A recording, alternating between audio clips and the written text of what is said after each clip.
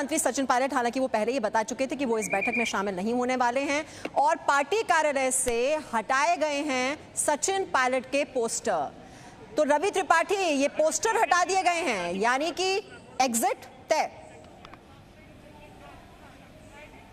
बिल्कुल, देखिए सचिन पायलट राजस्थान कांग्रेस के अध्यक्ष हैं और अगर कांग्रेस दफ्तर से उनके पोस्टर को हटाया जा रहा है तो कांग्रेस कह कुछ और रही है और कर कुछ और रही है। आप देखिए तो कांग्रेस के नेता कह रहे हैं कि उनके लिए दरवाजे खुले हैं, लेकिन दरवाजे किस तरह से खुले हैं? यहीं दिल्ली के आसपास सचिन पायलट भी हैं, यहीं राहुल गांधी है, यहीं सोनिया गांधी है, तो मुलाकात क्यों नहीं हो रही है, बात क्यों नहीं हो रही है? क्या सचिन पायलट बात नहीं करना चाहते हैं या वो मिलना नहीं चाहते हैं? क्योंकि कांग्रेस की जो राजनीति आज तक रही, आपने देखा होगा आमतौर पर आला कमान जो शब्द है उसका बड़ा इस्तेमाल होता है और आला कमान तभी मिलता है जब उसको लगता है, अदरवाइज कई नेताओं को महीनों तक नहीं मिलने दिया जाता है, मिलने का समय नहीं मिलता और उसका तो पार्टी छोड़ के चले जाते हैं। तो अगर सचिन पायलट की स्थिति आज की स्थिति है कि वो बार्गेनिंग कैपेसिटी उनकी क्या रह गई? क्या वो सचिन पायलट दोबारा से जाएंगे तो उनको प्रदेश अध्यक्ष बनाया जाएगा?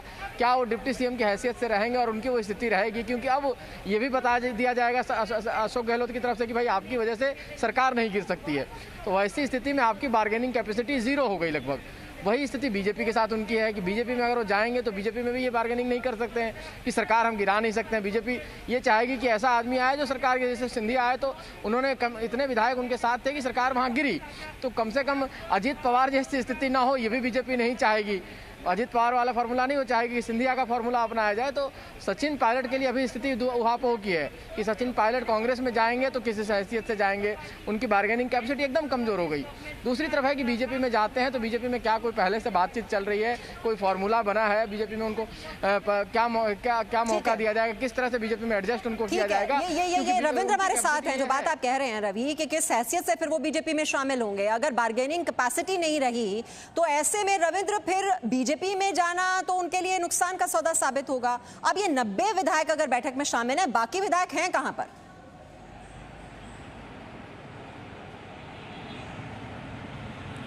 देखिए मीमांसा, जो खबरें आ रही है 90 जो विधायक अभी शामिल हुए हैं उसमें 10 निर्दलीय हैं, जो 13 में से 10 जो निर्दलीय हैं वो शामिल हुए हैं। यानी अगर देखा जाए तो कांग्रेस के, हालांकि इसके बारे में पक्के तौर पर नहीं, लेकिन अगर 90 में 10 निर्दलीय हैं तो 80 कांग्रेस के या फिर और भी सहयोगी हो सकते हैं। तो कांग्रेस के विधायक अगर 90 में देखा जाए तो जो आंकड़ा उनके पास है 107 का, उससे काफ़ी कम है।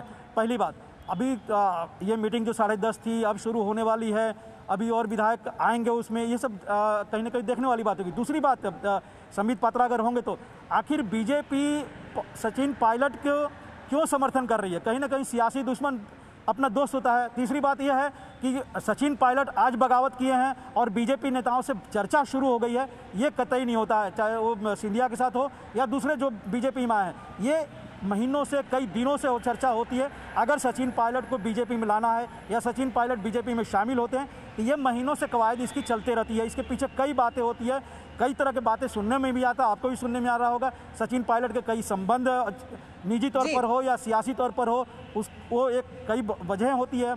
तो माना जा रहा है कि अगर सचिन पायलट आ रहे हैं तो बीजेपी के आला नेताओं से पहले भी कई दौर की बातचीत हो चुकी है या कई तरह के संदेश उसके पास पहुंच चुके हैं। अब जैसा कि रवि बता रहे हैं, जाहिर तौर पर अगर वो 30 से ज्यादा विधायक लेकर आते हैं तो एक कंफर्टेबल स्थिति में होते हैं। आज अगर उनके पास संबित पात्रा है हमारे साथ। संबित पात्रा, अगर ये अनबन है दूसरे के परिवार में तो आप भी तो उसे भुनाने की पूरी कोशिश करते हैं। आप देखते हैं ज्योतिरादित्य सिंधिया, अगर पहले वो नाराज चल रहे थे तो आप फिर अपने पार्टी नेताओं को भेज देते हैं संपर्क साधने के लिए, और यही अब राजस्थान में देखने को मिल रहा है।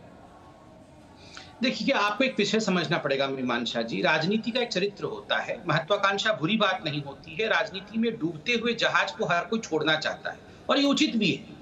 जिस जहाज में कप्तान नहीं है, जो जहाज दिशाहीन है, जो जहाज नेताहीन है, उस जहाज को हर कोई छोड़ना चाहता है। आज कांग्रेस की परिस्थिति वैसी ही है। मैं एक बात कहता हूँ, वो जो फेमस हिंदी गीत है ना, कांटों से खींच के ये आंचल का दोष नहीं है, कांटे का दोष नहीं है, दोष है कि आखिर कांटे में फंसी क्यों आंचल। आप बताइए, आज कांटा भी उनका है, आंचल भी उनका है। सवाल हमसे पूछा जा रहा है, हमसे क्यों पूछा जा रहा है? सवाल उन्हीं से पूछा जा रहा है। फूल की खुशबू से आप भी तो सम्मोहित करने की कोशिश करते हैं। उन कांटों के बीच जो जब फूल दिखाई देता है, जो कि खूब सम्मोहित करने की शक्ति रखता है, तो लोग खिंचे चले आते हैं। नहीं, देखिए, अगर हम में फूल की खुशबू है तो याद रखिए, हम किसी को फूल FOOL फूल नहीं बना सकते हैं। और ये नेता लोग फूल नहीं होते हैं, FOOL फूल नहीं होते हैं। स्वाभाविक है वो फूल की तरफ ही आएंगे, जहां खुशबू होगी, जहां भविष्य होगा वहीं आएंगे। इसी को अगर साधारण भाषा में कहा